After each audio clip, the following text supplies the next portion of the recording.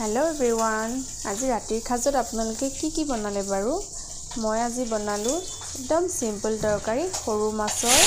ফুলকবি বিলাহী আৰু আলু লগত ধনিয়া দি পেলাই একদম সিম্পল কে বনাম তাৰ পিছত এই মাছখিনি ধুনীয়াকৈ ফ্ৰাই কৰি ললো আৰু ফ্ৰাই কৰি লোৱাৰ পিছত এতিয়া মই সেই একেখন কেৰাহীতে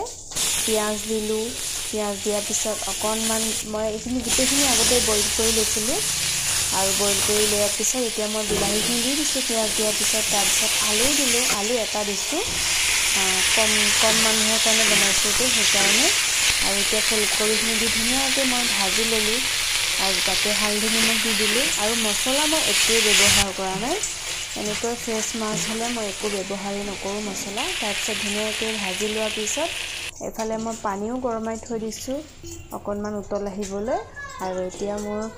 আমাৰ তৰকাৰীত ধনিয়া দি দিলোঁ আৰু মোৰ তৰকাৰী প্ৰায় ৰেডিয়ে হৈছে এতিয়া মই ওপৰৰ পৰা মাছ দি দিম আৰু তাৰ পিছত মোৰ খোৱা কাৰণে ৰেডি হৈ যাব